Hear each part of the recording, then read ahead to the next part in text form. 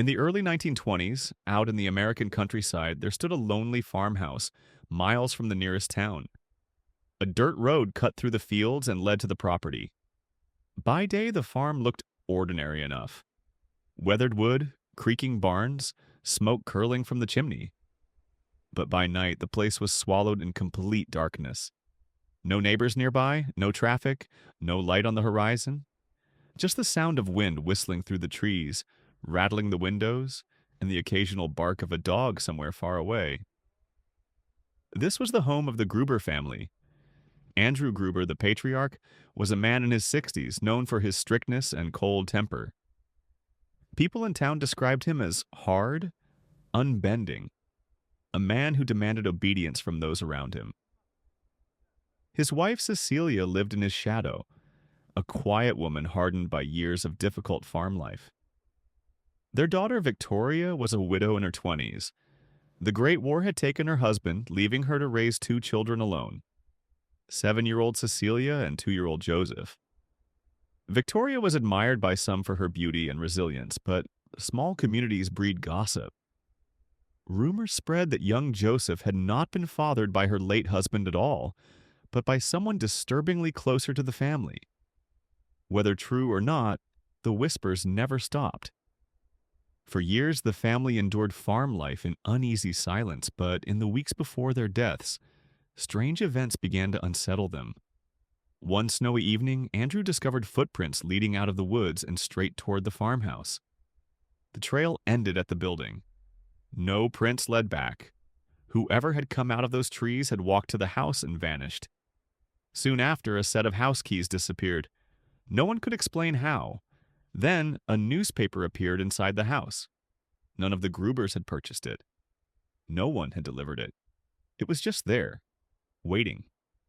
At night, the family began to hear footsteps in the attic. Heavy, deliberate steps. Someone, or something, was pacing above their heads. Andrew searched the attic more than once. Each time, he found nothing. Just dust, shadows, and silence. The tension inside the farmhouse grew heavier with each passing night. The maid who had served the family for years suddenly quit her job. She told neighbors she believed the farm was haunted. She said she heard voices when no one else was awake, footsteps moving in the halls, a presence she couldn't explain.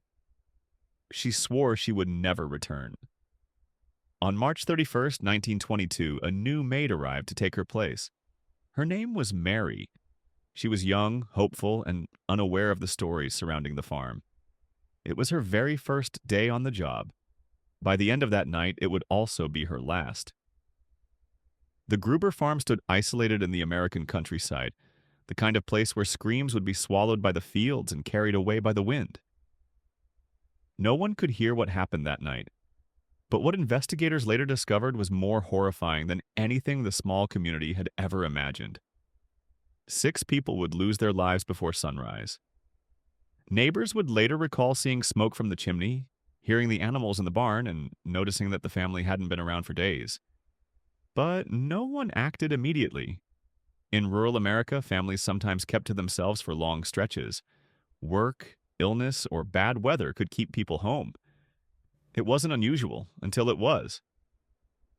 Days later, concerned neighbors finally approached the farmhouse. They knocked, but no one answered. The animals were restless. The silence felt wrong. What they found inside would haunt them forever. In the barn beneath piles of hay lay the bodies of Andrew, Cecilia, Victoria, and young Cecilia. Each had been lured or forced inside and murdered, one by one, likely with a pickaxe. Their injuries were brutal. Whoever killed them had covered the corpses with hay, as if trying to hide the horror. Back inside the house, the nightmare continued. Mary, the maid who had only just arrived, was found dead in her room. 2-year-old Joseph was discovered lifeless in his crib. The killer had shown no mercy, wiping out every living soul inside the farmhouse. But the most disturbing detail was this. After the murders, someone stayed in the house. The animals had been fed. The fireplace had been used. Food had been eaten. For days, while the victims lay dead, someone lived in that house as if it were their own. When police finally arrived, the scene was already compromised. Neighbors had wandered through, moving objects, leaving their own footprints, disturbing evidence. Investigators tried to piece together the sequence of events, but the damage was done. Leads went nowhere. Suspects were questioned, but no one was ever charged. Theories swirled through the community. Some believed it was a robbery gone wrong, though nothing valuable had been taken. Others whispered it was personal, perhaps tied to family secrets or forbidden relationships. And then there was the most chilling theory of all, that the killer had been hiding inside the house the entire time. The footsteps, the missing keys, the strange newspaper, all of it pointed to someone who had been there long before the murders. Even now, more than a century later, the case remains unsolved. The story of the Gruber family's final night still chills those who hear it. A farmhouse in the countryside, footsteps in the attic, and 6 lives stolen in silence. When investigators tried to reconstruct what happened, they faced chaos. The crime scene had been contaminated before the police even arrived. Curious neighbors had trampled the snow, handled objects inside the home, and even moved bodies in the barn. Vital clues were lost forever in those first hours. What remained was confusion. One of the most haunting discoveries was the way the killer seemed to linger after the murders. The family's animals had been fed. The cows were milked. Meals had been cooked in the kitchen. Smoke rose from the chimney for days, even as the family lay dead. Whoever committed the crime didn't just kill 6 people. They stayed, living among the corpses as though the farmhouse was theirs. Investigators began questioning suspects. They looked into neighbors, relatives, and anyone who might have had a grudge against the Grubers. Some pointed fingers at Victoria's rumored lover, a man who lived nearby. Others suggested Andrew's reputation as a cruel patriarch had created enemies who finally snapped. There were whispers about inheritance, about jealousy, about shameful family secrets that might have pushed someone to murder. Yet no matter how many people were questioned, no one was ever charged. Theories multiplied, but evidence was thin. Some believed Victoria's former lover, a neighbor named Lorenz, was the prime suspect. He had argued with the family in the past, and some claimed he had a motive, but no proof ever surfaced. Others thought the murders might have been the work of traveling thieves, but again, nothing had been stolen. And then there was the attic theory. For many, it was the only explanation that made sense. The footsteps, the missing keys, the unease that drove the maid away. What if the killer had been inside the house all along, watching the family, studying their habits, waiting for the perfect moment to strike? The idea was terrifying. Imagine living your life while a stranger hides in your attic, listening to every conversation, every breath, every step you take, and one night, deciding to come down.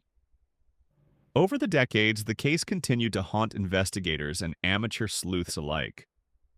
Police reports were studied, suspects revisited, evidence re-examined. In later years, even DNA tests were attempted on what little remained of the case files. But time had erased too much. Every lead ended in frustration. The farmhouse itself did not survive.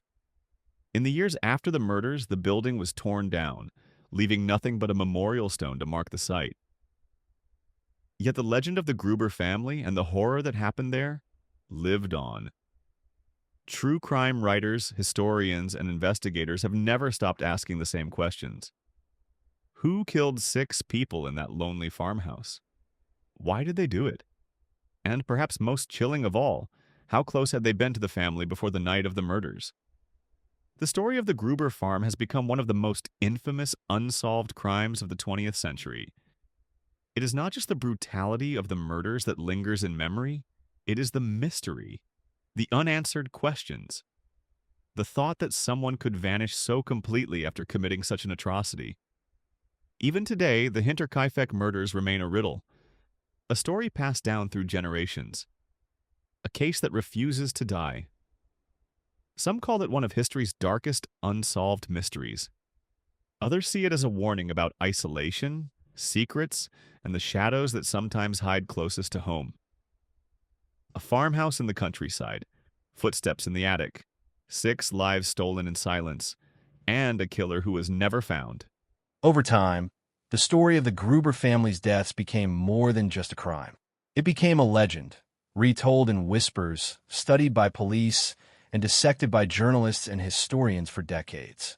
Each generation brought new theories, new suspects, and new attempts to explain the inexplicable. The official investigation, back in 1922, was one of the largest in the region's history. More than 100 people were questioned.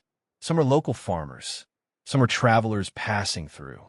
Even distant relatives were dragged into the inquiry. Yet the more questions the police asked, the fewer answers they seemed to find. Suspicion fell heavily on a neighbor named Lorenz. He had been close to Victoria, and some believed he might even have been the father of her youngest child, Joseph. The relationship had been tense, marked by arguments and legal disputes. Neighbors recalled fights, harsh words, and bitterness that never healed. Some investigators thought Lorenz might have reached a breaking point. Perhaps anger, jealousy, or shame had driven him to violence. But the case against him was thin. There were no witnesses, no physical evidence, nothing that could tie him to the crime beyond rumor and suspicion. When pressed, Lorenz denied any involvement. Without proof, the police could not charge him. Other names surfaced: former farmhands who had worked at the property, strangers who had been seen on the roads nearby, even stories of vagrants or thieves who might have targeted the farm. Yet every lead seemed to dissolve under scrutiny. And then there was the theory that would never die, the one that tied all the strange details together. The attic theory, the idea that someone had been living inside the house, hiding above the family, waiting. Think about it. The missing keys, the mysterious newspaper, the heavy footsteps overhead that could never be explained. The maid who left because she swore the place was haunted. If someone had been hiding there, they would have known every routine, every weakness. They could have watched the family for weeks, maybe months, before finally striking. For many, it was the only explanation that made sense. And yet, no one was ever found. As the years passed, the farmhouse itself became a symbol of dread. People avoided the place.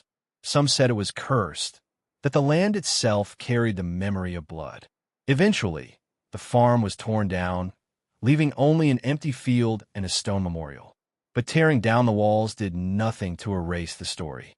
If anything, it only made the legend stronger. Decades later, investigators returned to the case with modern tools. Files were reopened, bones were studied, and even DNA testing was attempted. But too much time had passed. Evidence had degraded. Witnesses were long gone. The trail was cold, frozen in history. What remained was speculation, stories, and theories.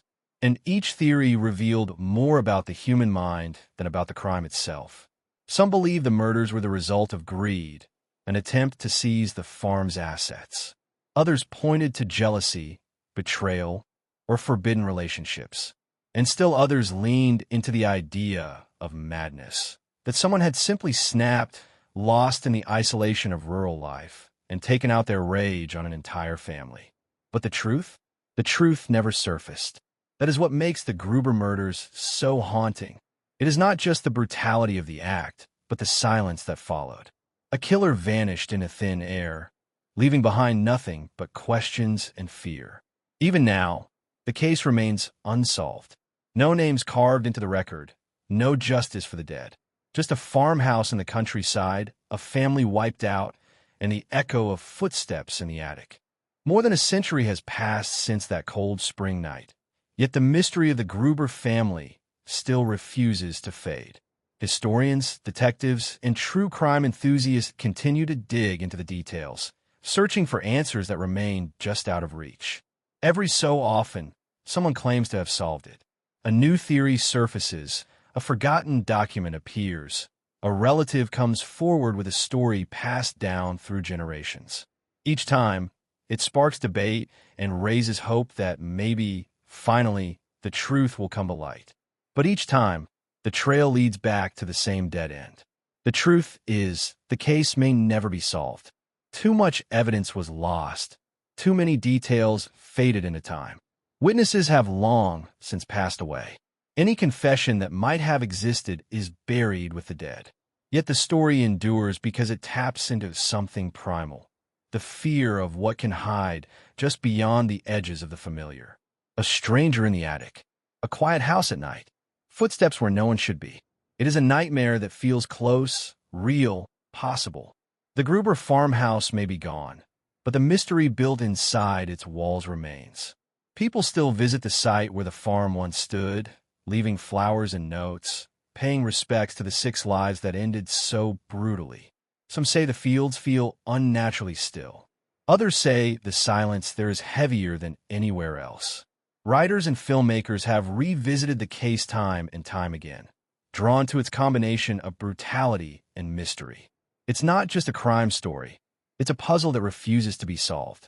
Every piece fits, but the final image never appears. What makes this case unforgettable isn't only the violence. It's the questions it leaves behind. Who could commit such an act and vanish without a trace?